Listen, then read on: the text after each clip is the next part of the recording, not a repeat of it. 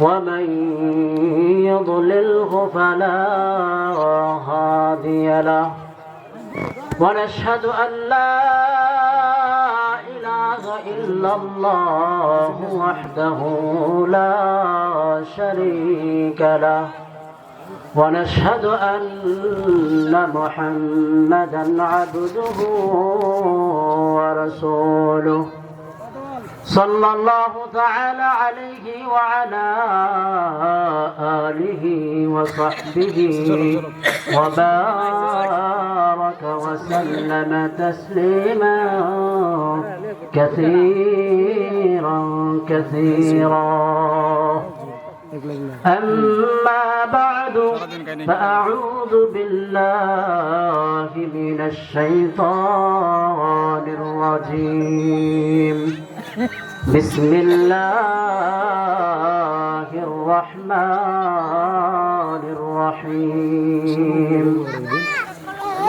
وقضى ربك ألا تعبدوا إلا إياه وبالوالدين إحسانا إما يبلغن عندك الكبر أحدهما أو كلاهما فلا تقل لهما أف ولا تنهرهما وقل لهما قولا كريما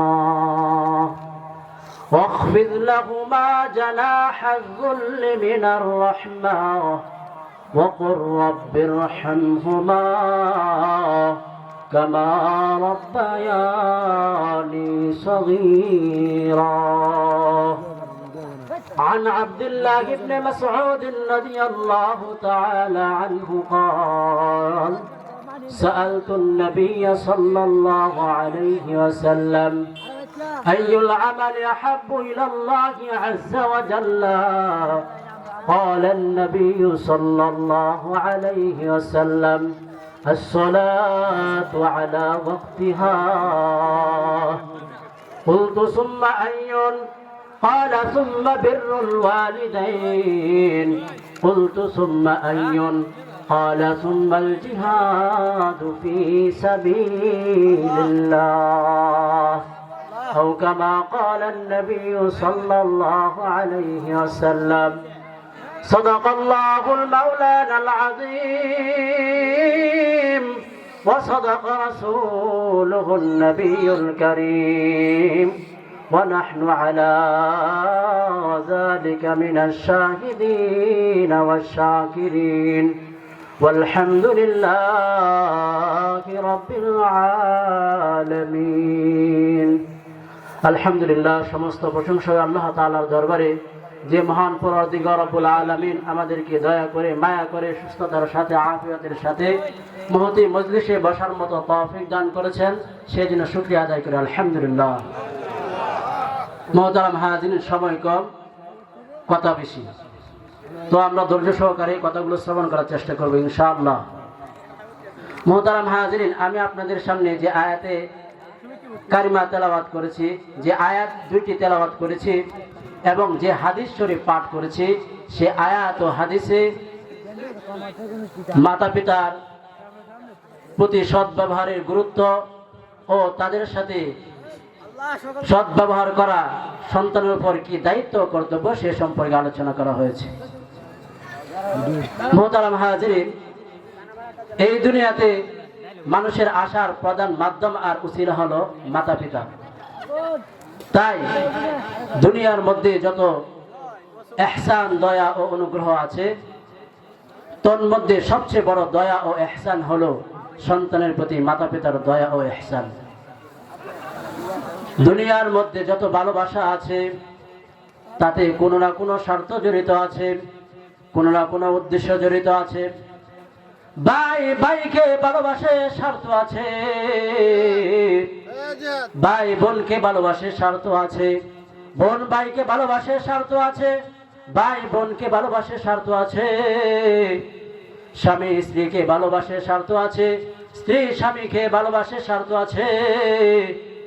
দুনিয়ার মানুষ একে অপরকে ভালোবাসে, স্বার্থ আছে, কিন্তু একমাত্র নিঃস্বার্থ ভালোবাসেন সন্তানের প্রতি মাতা পিতার ভালোবাসা। নিঃস্বার্থভাবে সন্তানকে মাতা পিতা ভালোবাসেন। এই ভালোবাসার মূল হলো আল্লাহ তাআলা মাতা পিতার অন্তরের মধ্যে একটা জজবা তৈরি করে দিয়েছেন, যে জজবার কারণে, যে জ্বালার কারণে নিজের মাতা পিতাগণ না খেয়ে সন্তানকে খাইয়ে শান্তি পায়। সন্তানের ভবিষ্যতের উদ্দেশ্যে নিজেরা না পড়ে না খেয়ে সন্তানের উদ্দেশ্যে তারা জীবিকা রোজগার করে। আল্লাহ তাআলা তারা যে এই শ্রমটুকু দিচ্ছে, আল্লাহ তাআলা পুরস্কার হিসেবে মাতা পিতাকে আল্লাহ তাআলা এমন মর্যাদা দান করেছেন যে নিজের হকের পরে আল্লাহ তাআলা মাতা পিতার হকের ঘোষণা করেছেন, এবং মাতা পিতার অবাধ্য সন্তানকে আল্লাহ তাআলার পক্ষ থেকে লানতের ঘোষণা দেওয়া হয়েছে, এবং তাকে জান্নাত, তার জন্য জান্নাতকে চিরদিনের জন্য হারাম করে দেওয়া হয়েছে। আল্লাহ রাব্বুল আলামিন মাতা পিতার প্রতি সৎ ব্যবহার করাকে নিজের ইবাদতের সাথে উল্লেখ করে আল্লাহ তাআলা ইরশাদ করেন, وَقَضَى رَبُّكَ أَلَّا تَعْبُدُوا إِلَّا إِيَّاهُ وَبِالْوَالِدَيْنِ إِحْسَانًا وَقَضَى رَبُّكَ أَلَّا تَعْبُدُوا إِلَّا إِيَّاهُ أي أمر ربك ওগো মুহাম্মদ সাল্লাল্লাহু আলাইহি ওয়াসাল্লাম, আপনার রব আদেশ করেছেন আল্লাহ তা'বুদু ইল্লা ইয়াহু, আল্লাহকে বাদ দিয়ে যেন অন্য কারো ইবাদত না করেন। ওয়া বিল ওয়ালিদাইনি ইহসানা, এবং আপনি মাতা-পিতার সাথে সদ্ব্যবহার করেন। যদিও বা রাসূলুল্লাহ সাল্লাল্লাহু আলাইহি ওয়াসাল্লামকে তানবীহ করা হয়েছে, কিন্তু এখানে কিয়ামত পর্যন্ত যত উম্মত আসবে, উম্মতে মুসলিমা আসবে, সকলের প্রতি এই আদেশ করা হয়েছে। ইম্মা ইয়াবলুগান্না ইনদাকাল কিবার আহাদুহুমা আও কিলাহুমা ফালা তাকুল লাহুমা উফফিন ওয়া লা তানহারহুমা। তোমাদের জীবদ্দশায়, যদিও এখানে ওয়াহিদ মুযাক্কার হাজিরের সিগা ব্যবহার করা হয়েছে, কিন্তু আমি তরজমা করছি বহু বচনে, ওই মাকসাদের প্রতি উদ্দেশ্য করে, যেহেতু এখানে উম্মত মুহাম্মাদকে উদ্দেশ্য করে বলা হয়েছে, সেই হিসেবে আমি তরজমা করতেছি। ইম্মা ইয়াবলুগান্না ইনদাকাল কিবার আহাদুহুমা আও কিলাহুমা, তোমাদের জীবদ্দশায় যদি মাতা পিতার মধ্য থেকে কেউ একজন অথবা উভয়জন যদি বার্ধক্যে উপনীত হয়, বার্ধক্যে উপনীত হওয়ার কারণে ফালা তাকুল লাহুমা উফিন, তাদেরকে উফ শব্দ বলিও না, ওয়ালা তানহারহুমা, এবং তাদেরকে ধমকও দিও না, ওয়াকুল লাহুমা কাওলান কারীমা, বরং তাদেরকে ধমক দেওয়ার পরিবর্তে, তাদেরকে উফ শব্দ বলার পরিবর্তে তোমরা তাদের সাথে ভালো আচরণ করো, সৎ ব্যবহার করো। ওয়াখফিদ লাহুমা জানাহাজ যুল্লি মিনার রাহমা, তাদের সামনে ভালোবাসার সাথে নিজেদেরকে নত করে দাও। ওয়াকুর রাব্বিরহামহুমা কামা রাব্বায়ানি সগীরা। আল্লাহ তাআলা বলতেছেন, ইয়া মুহাম্মদ ওয়াকুর রাব্বিরহামহুমা কামা রাব্বায়ানি সগীরা, হে আল্লাহ, আমার মাতা পিতা আমাকে যেভাবে ছোটকালে লালন পালন করেছেন, সেভাবে আপনি তাদের প্রতি রহম করুন। মুহতারাম হাজিরিন, উক্ত আয়াতে আল্লাহ তাআলা সর্বপ্রথম বান্দাদেরকে ওই দিকে ইশারা করছেন, আল্লাহ তাআলার ইবাদতের প্রতি ইশারা করেছেন। আর এই ইবাদতই হলো বান্দার সৃষ্টির মূল লক্ষ্য ও উদ্দেশ্য, কারণ এই ইবাদতের মাধ্যমে বান্দার আবদিয়ত প্রকাশ পায়। এটা হলো আল্লাহ তাআলার হক, হুকুকুল্লাহ। আল্লাহ তাআলার হকের পরে হলো হুকুকুল ইবাদ, আর হুকুকুল ইবাদের মধ্যে সবচেয়ে গুরুত্বপূর্ণ, সবচেয়ে আহাম হলো হুকুকুল ওয়ালিদাইন, মাতা পিতার হক। এই মাতা পিতার হক সম্পর্কে উক্ত আয়াতে সন্তানদের প্রতি আল্লাহ তাআলার পক্ষ থেকে 6টি নির্দেশ প্রদান করা হয়েছে। 1 নম্বর নির্দেশ, ওয়াবিল ওয়ালিদাইনি ইহসানা, মাতা পিতার সাথে সৎ ব্যবহার করো। ইহসান শব্দটি একটি আরবি শব্দ, এর অর্থ হলো দয়া করা, সৎ ব্যবহার করা। অর্থাৎ নিজের জন্য, নিজের স্ত্রীর জন্য, সন্তানদের জন্য যা পছন্দ করবে, নিজের মাতা পিতাদের জন্য তাই পছন্দ করবে। খাবার দাবার পোশাকের ক্ষেত্রে সর্ব সেক্টরে তোমরা এই মূলনীতি অবলম্বন করে চলবে। বিদেশ থেকে, দেশ থেকে, বাজার থেকে যদি তোমরা তোমাদের স্ত্রীর জন্য, সন্তান সন্ততিদের জন্য যদি কোনো পছন্দনীয় জিনিস কিনে নিয়ে যাও, তাহলে নিজেদের মাতা পিতাদের জন্য তাদের পছন্দনীয় জিনিস কিনে নিয়ে যাবে। তখনই হবে, এটাই হবে মাতা পিতার সাথে সৎ ব্যবহার করা। এখন কথা হলো, মাতা পিতার সাথে সৎ ব্যবহার করার জন্য কি কোনো বয়সের গণ্ডি আছে নাকি? বয়স লাগবে নাকি যে মাতা পিতা যখন বৃদ্ধ হবে তখন তাদের সাথে সৎ ব্যবহার করবো, এরকম আছে না। মাতা পিতার সাথে সৎ ব্যবহার করার জন্য কোনো বয়সের প্রয়োজন নেই, বরং সর্ববয়সে মাতা পিতাদের সাথে সৎ ব্যবহার করা সন্তানের উপর ওয়াজিব। মাতা পিতা মুসলমান হোক, মাতা পিতা মুসলমান হোক, সকলের সাথে, সকল মাতা পিতার সাথে সন্তানের সৎ ব্যবহার করা ওয়াজিব। মাতা পিতা যদি অমুসলমান হয় তারপরে মাতা পিতার সাথে সৎ ব্যবহার করা ওয়াজিব। তার প্রমাণ হলো ইমাম বুখারী রাহিমাহুল্লাহু তাআলা হযরতে আসমা রাদিয়াল্লাহু তাআলা আনহা থেকে বর্ণনা করেন। হযরতে আসমা রাদিয়াল্লাহু তাআলা আনহা বলেন, ইয়া রাসূলুল্লাহ, ওগো আল্লাহর রাসূল, আমার মা মুশরিকা, তিনি আমার সাথে দেখা করতে আসেন, আমি কি তার সাথে সৎ ব্যবহার করতে পারবো? আমি কি তাদেরকে আদর আপ্যায়ন করতে পারবো? রাসূলুল্লাহ সাল্লাল্লাহু আলাইহি ওয়াসাল্লাম প্রতি উত্তরে বলেন, সিলি উম্মাকি, হে আসমা, তুমি কি করো? তুমি তোমার মার সাথে সৎ ব্যবহার করো, ভালো আচরণ করো।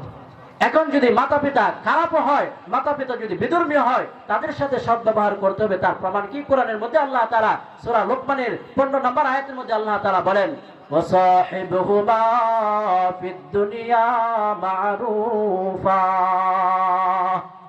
ওয়াসাহিবহুমা ফিদ দুনিয়া মা'রুফা, দুনিয়াতে তাদের সাথে সম্ভাব্য বজায় রেখে চলবে, অর্থাৎ তাদেরকে আদর আপ্যায়ন করবে, তাদের দেখাশোনা করবে, বিপদে আপদে তাদের পাশে দাঁড়াবে। তারা যদি কোনো বৈধ কাজে তোমাদেরকে আদেশ করে তাহলে বৈধ কাজ তোমরা পালন করবে, আদেশকে পালন করবে। কোনো অবৈধ কাজে যদি তোমাদেরকে আদেশ করে তাহলে তোমরা তা মান্য করবে না। কারণ আল্লাহ রাসূল সাল্লাল্লাহু আলাইহি ওয়াসাল্লাম বলেছেন, লা তাআতা লিমাখলুকিন ফি মা'সিয়াতিল খালিক, সৃষ্টিকারীর নাফরমানির কাজে মাখলুকের আনুগত্য করা জায়েজ নেই। মোট কথা, মাতা পিতা মুসলমান হোক, অমুসলমান হোক, খ্রিস্টান হোক, বৌদ্ধ হোক, আলেম হোক, জালেম হোক, ফাসিক হোক, বেদাতি হোক, যে হোক না কেন, আল্লাহ তাআলা বলছেন ওয়াবিল ওয়ালিদাইনি ইহসানা, মাতা পিতার সাথে তোমরা ভালো ব্যবহার করো। উসুলুল ফিকহের ক্ষেত্রে একটা উসুল আছে, আল মুতলাকু ইয়াজরি আলা ইতলাকিহি, মুতলাক বিষয়টা মুতলাক ভাবে চলবে। যেহেতু আল্লাহ তাআলা এখানে শর্তহীন অবস্থায় বলেছেন ওয়াবিল ওয়ালিদাইনি ইহসানা, তোমরা মাতা পিতার সাথে সৎ ব্যবহার করো, চাই আমার মাতা পিতা মুসলমান হোক, চাই আমার মাতা পিতা মুসলমান হোক, সকলের সাথে ভালো ব্যবহার করা সন্তানের উপর ওয়াজিব। 2 নাম্বার হলো ফালা তাকুল্লাহুমা উফিন, তুমি কখনো মাতা পিতাকে উফ শব্দ বলবে না। উফ বলা হয় এমন জাতীয় শব্দকে যার দ্বারা বিরক্ত প্রকাশ করা হয়। মাতা পিতা যখন বার্ধক্যে উপনীত হন তখন তাদের বিবেক বুদ্ধি অকেজো হয়ে পড়ে, তাদের মেজাজ ঠিক থাকে না, ছোট পোলাপানের মতো তারা আবদার করতে থাকে। তাই এই অবস্থায় সাধ্য অনুপাতে তাদের দাবি দেওয়া পূরণ করার চেষ্টা করবে, এবং কোনো মতেও যেন তাদের কারণে আমাদের মুখ থেকে উফ শব্দ বের না হয়। কারণ মাতা পিতা হলো এই দুনিয়াতে বড় সম্পদ। যার মা নেই, যার বাবা নেই, সেই বুঝে মার কি দরদ, বাবার কি দরদ। মা গো তোমার স্মৃতি গুলো আজ মনে পড়ে, কোথায় আছো, কেমন আছো, ওই না মাটির ঘরে, ঘুমের মাঝে ওই শোনামো দেখি বারে বারে, মাগো তোমার স্মৃতি গুলো আজ মনে পড়ে, কোথায় আছো, কেমন আছো, ওই না মাটির ঘরে। সোনা মানিক বলে মাগো কেউ ডাকে না আর। কাঙালানি পৃথিবীতে ভালোবাসার মা। সোনা মানিক বলে মাগো কেউ ডাকে না আর। কাঙালানি পৃথিবীতে ভালোবাসার। তোমার কথা ভেবে ভেবে সারাটি রাত জেগে জেগে কাঁদি বারে বারে। আজও মনে পড়ে অনেক বড় হতে হবে বলতে যে আমায়। সে তুমি আজ কোথায় আছো কোন সে ঠিকানায় মা। অনেক বড় হতে হবে বলতে যে আমায়। সে তুমি আজ কোথায় আছো কোন সে ঠিকানায়। আমারই এই গানের সুরে দূর থেকে বহু দূরে তোমায় খুঁজে পেরে আজও মনে পড়ে। মোহতারাম হাজরিন, 3 নম্বর আদেশ হলো ওয়ালা তানহারহুমা, মাতা পিতাকে ধমকও দিবে না। যে জায়গায় মাতা পিতাকে উফ শব্দ বলা নিষেধ, সেই জায়গায় মাতা পিতাকে ধমক দেওয়া তো কোনো প্রশ্নই আসে না। কিন্তু এমন কিছু আল্লাহর বান্দা দুনিয়ার বুকে বসবাস করেন, তারা শুধু মাতা পিতাকে ধমকে দেয় না, বরং মাতা পিতাকে বেদম ভাবে মাতা পিতাকে মারধর করে মাতা পিতাকে ঘর থেকে বের করে দেয়। আমরা যা উচ্চ পর্যায়ে রয়েছি, তারা নিজেদের মাতা পিতাকে নিজের বাড়িতে না রেখে বৃদ্ধাশ্রমে পাঠিয়ে দেয়। আল্লাহ রাব্বুল আলামিন ওই প্রকৃতির লোকদেরকে তাম্বি করে বলতেছেন, সাবধান, ওয়ালা তাকুল লাহুমা উফিন ওয়ালা তানহারহুমা। সাবধান সাবধান, মাতা পিতাকে উফ শব্দ বলবে না, ওয়ালা তানহারহুমা, এবং তাদেরকে ধমকও দিবে না। 4 নম্বর নির্দেশ হলো ওয়াকুল লাহুমা কাওলান কারীমা, তাদেরকে ধমকও দিবে না, তাদেরকে উফ শব্দ বলবে না। আগের 2টা হুকুম ছিল নেতিবাচক, এখনের হুকুমটা হলো ইতিবাচক। অর্থাৎ ধমক দেওয়ার পরিবর্তে উফ শব্দ বলার পরিবর্তে তোমরা কি বলবে? ওয়াকুল লাহুমা কাওলান কারীমা, বরং তোমরা তাদের সাথে শিষ্টাচারপূর্ণ কথা বলবে, আদবের সাথে কথা বলবে। 5 নম্বর হলো ওয়াখফিদ লাহুমা জানাহা যুল্লি মিনার রাহমা, মাতা পিতার সামনে ভালোবাসার সাথে নিজেদের মাথাকে নত করে দিবে। 6 নম্বর হলো ওয়াকুর রাব্বিরহামহুমা কামা রাব্বায়ানি সগীরা। 6 নম্বর নির্দেশটা মূলত আমাদেরকে মাতা পিতার জন্য দোয়া করতে বলা হয়েছে। আমাদের যাদের মাতা পিতা দুনিয়ার বুকে নেই, যারা দুনিয়াতে আছে, সকলের জন্য আল্লাহ তাআলা আমাদেরকে একটা দোয়া শিক্ষা দিয়েছেন। সেই দোয়াটা কি? রব্বিরহামহুমা কামা রাব্বায়ানি সগীরা। মা মা মা আজ কেন আমায় সোহাগ মাকা ডাক ডাকো না। আজ কেন আমায় সোহাগ মাকা ডাক ডাকো না। মায়ারা চল দিয়ে আমায় কেন জড়াও না। আজ কেন আমায় সোহাগ মাকা ডাক ডাকো না। কোথায় হারিয়ে গেলে তুমি, সারাক্ষণ তোমায় খুঁজি মা বলে এথো ডাকি, মা বলে এথো ডাকি, ডাকি শুনতে পাও না,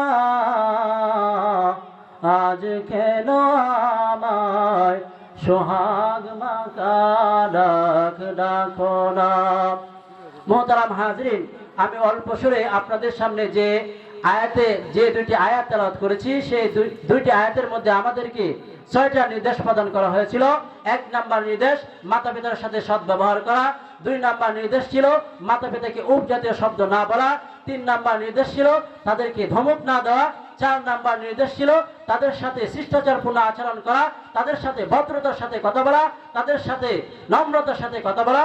5 নাম্বার নির্দেশ ছিল তাদের সামনে সর্ব অবস্থায় নিজেকে নতজান অবস্থায় রাখা। আমার মাতা পিতার সবচেয়ে বড়, আমার মাতা পিতার হুকুম শিরোধার্য, তারা যদি কোনো শরীয়ত লঙ্ঘিত কোনো কাজে আদেশ না করে তাহলে আমার মাতা পিতা যে কথা বলেছে সেই কথাটাই ধার্যপূর্ণ। 6 নাম্বার নির্দেশ হলো মাতা পিতার জন্য কি করো, দোয়া করা। কি দোয়া? আল্লাহ তাআলা শিক্ষা দিয়েছেন, রব্বিরহামহুমা কামা রাব্বায়ানি সগীরা। তো মোহতারাম হাজরিন, আমরা সর্ব অবস্থায় যাদের মাতা পিতা জীবিত আছে, যাদের মাতা পিতা মৃত, সকলের জন্য আমরা সর্ব অবস্থায় যখনই সময় পাই তখনই আমরা এই দোয়াটি পড়ব। কি দোয়া?